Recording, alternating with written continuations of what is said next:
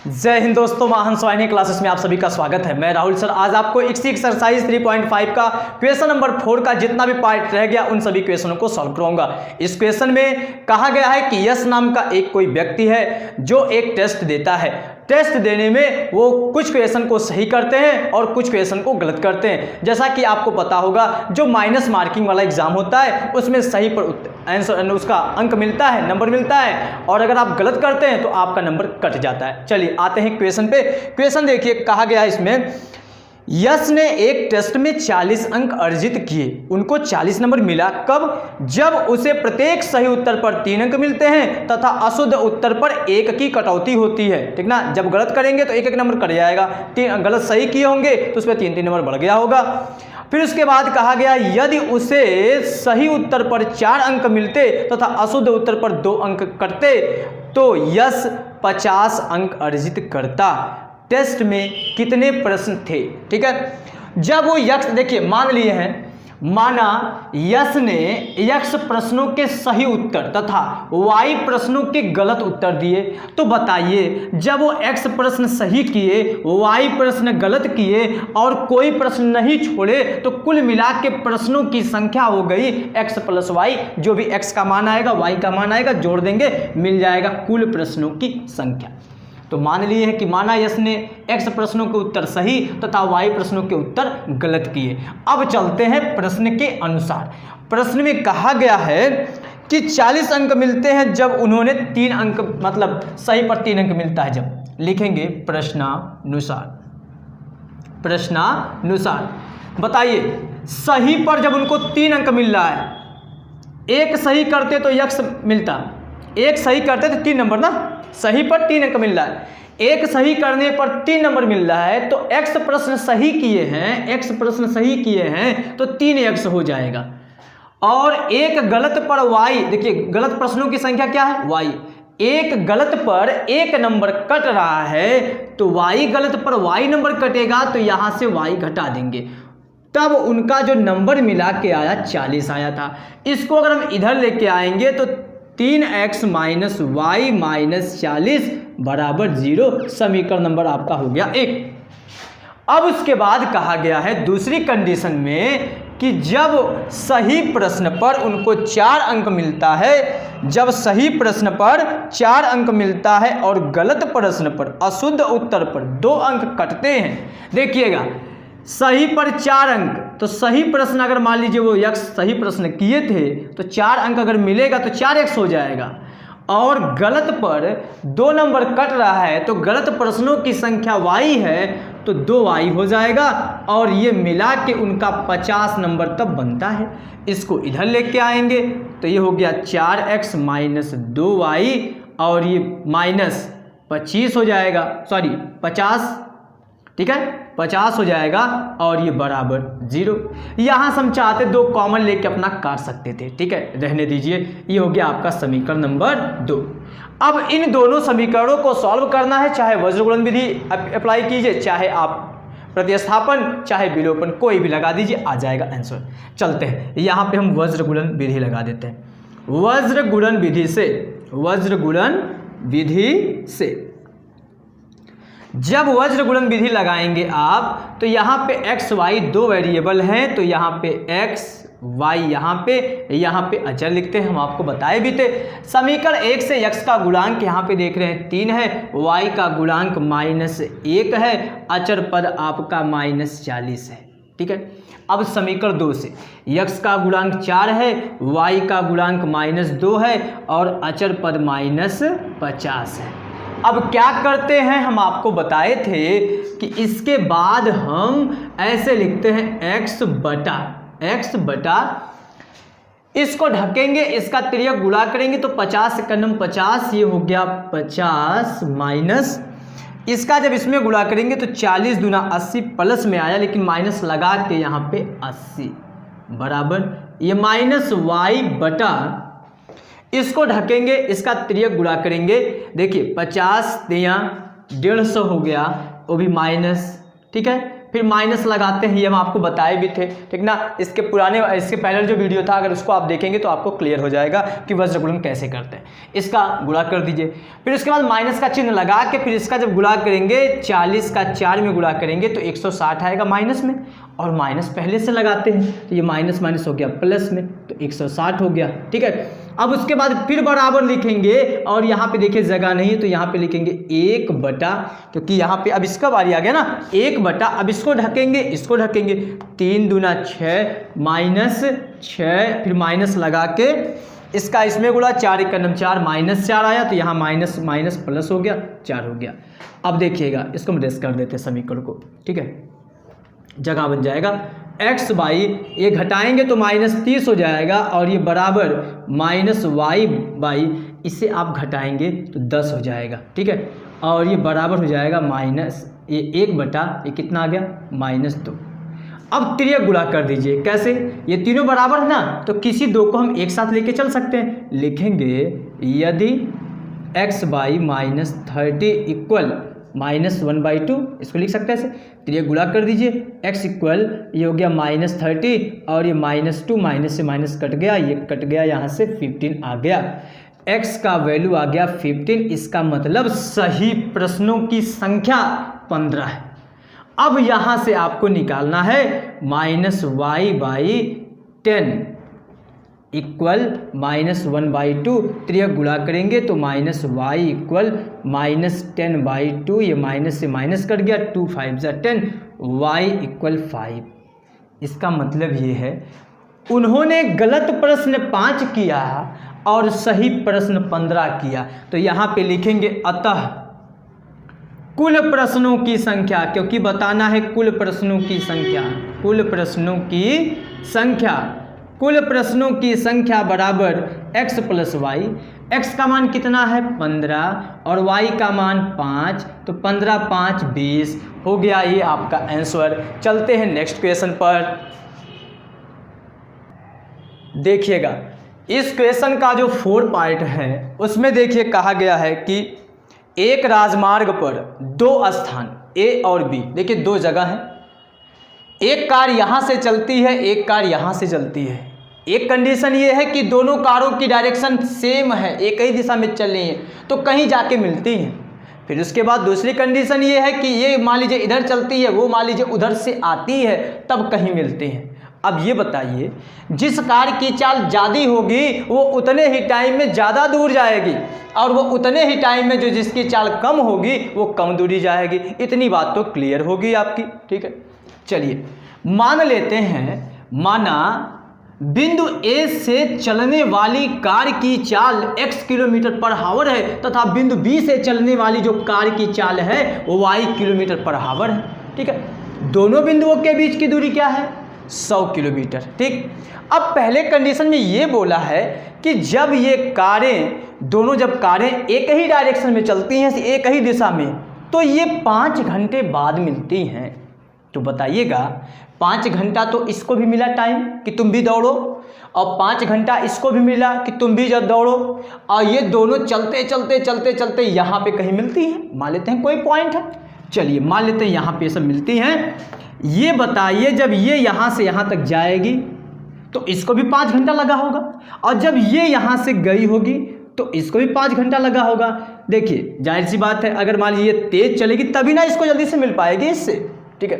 अब कितना दूर वो गई है नहीं पता है, चलिए यहाँ पे लिखते हैं, माना या जब दोनों कारें समान दिशा में, क्योंकि जब दोनों एक ही दिशा में चले, उधर ही समान दिशा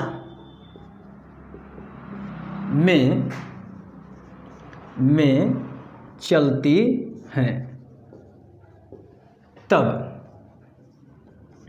कार A द्वारा तय की गई दूरी, कार A द्वारा तय की गई दूरी, बताइएगा कार A द्वारा तय की गई दूरी क्या होगा, ये बताइए।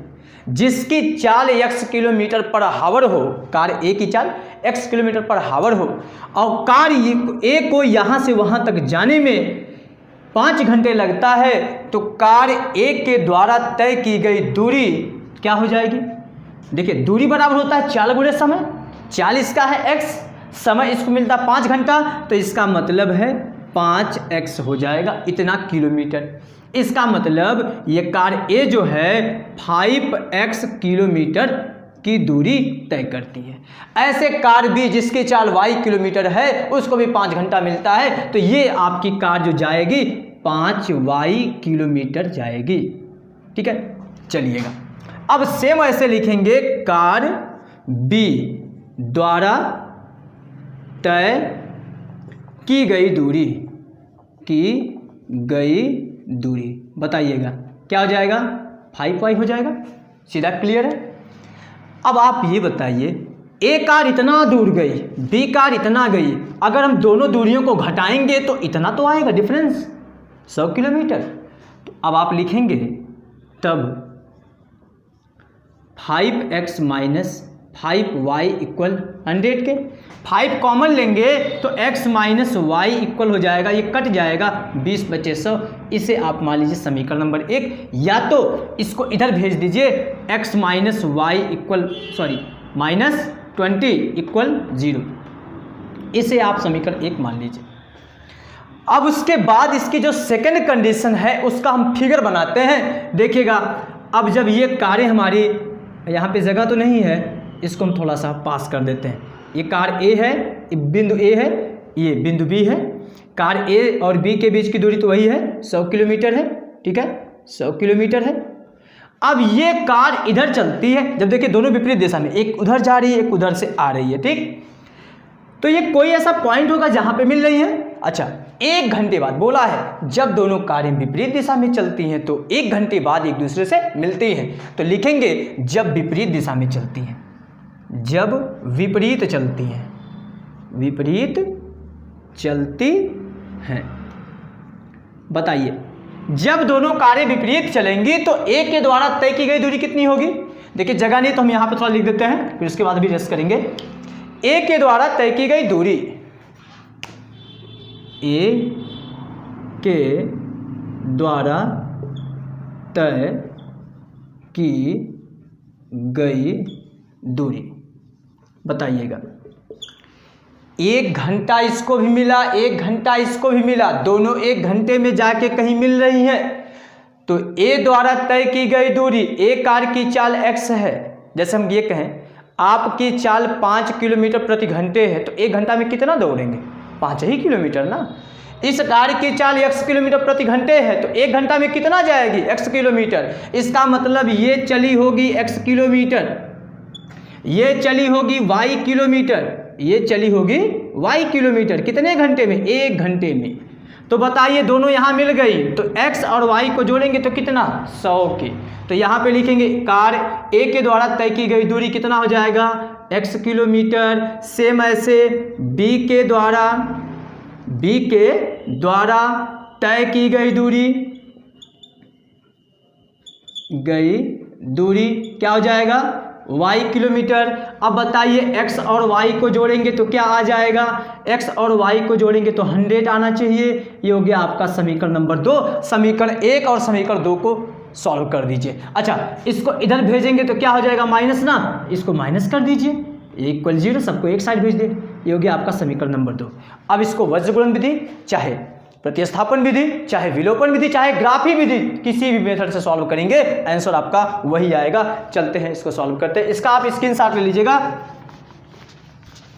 देखिए वज्र गुणन, क्योंकि ये अभी ताज़ा है इसलिए आपको ये समझ में आएगा, इसलिए हम यही हमेशा अप्लाई कर रहे हैं, वज्र गुणन विधि। बाकी आप किसी भी मेथड से सॉल्व करेंगे तो आएगा वही आंसर। बताइए अचर कौन कौन है, चर कौन कौन है? एक्स और वाई। एक्स वाई कर दिए। यहाँ पे अचर के रूप में हमेशा 1 लेते हैं। पहले समीकरण से x का गुणांक क्या है? 1 है। y का गुणांक क्या है? 1 है। अचर पद क्या है? -20 है। x का गुणांक क्या है? 1 है। y का गुणांक क्या है? 1 है। और यहाँ पे अचर पद क्या है? यहाँ पे दिया है -100। ठीक है, अब इसको सॉल्व कर दीजिए। अब इसको, अच्छा इसका क्या है? -1 ना, ये -1 है। ठीक है, ये देखिए समीकरण 1 से और ये समीकरण 2 से। जब इसको आप सॉल्व करने जाएंगे तो x के नीचे आपको लिखना पड़ेगा, इसको ढक के ये तिर्यक गुणा करेंगे तो ये 100 × 100 माइनस का माइनस में गुणा प्लस हो गया, फिर माइनस लगा के ये -20 आ गया, माइनस का माइनस में ये गुणा +20। क्लियर है? अब उसके बाद -y को ढकेंगे, इसको इसमें गुणा करेंगे तो -100 और ये माइनस लगा के फिर उसके बाद इसका इसमें गुणा करेंगे तो 20 × 20 -20 माइनस माइनस प्लस हो गया, +20 हो गया, इक्वल 1/, इसको ढकेंगे, इसका इसमें गुणा 1 का 1 में 1 × 1, फिर माइनस लगाते हैं 1 का 1 में गुणा -1 माइनस माइनस प्लस हो गया, 1 हो गया। समझ में आ रहा है ना?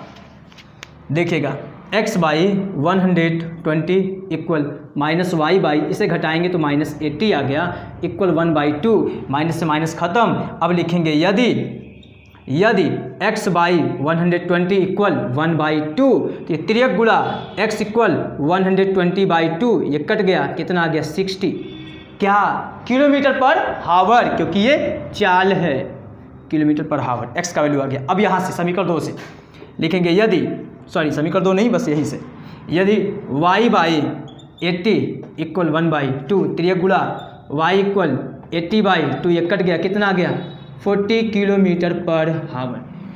ये हो गया। बिंदु ए से चलने वाली कार की चाल 60 km/h होगी और बिंदु बी से चलने वाली कार की चाल 40 km/h होगी। ठीक है,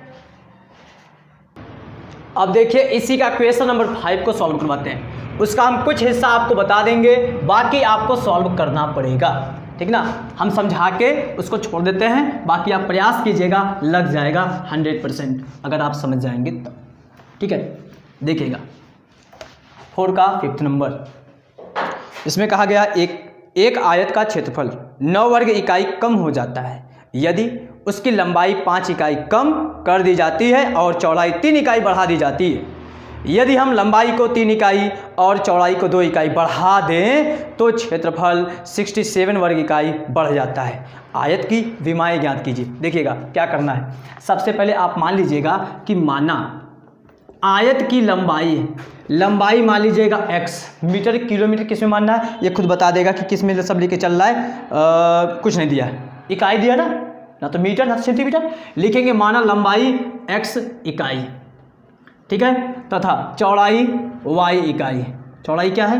y इकाई। ठीक है, अब बताइए तब क्षेत्रफल क्या हो जाएगा? तब क्षेत्रफल किसका क्षेत्रफल लिखेंगे? आयत का क्षेत्रफल बराबर क्या हो जाएगा? लंबाई गुणे चौड़ाई xy हो जाएगा।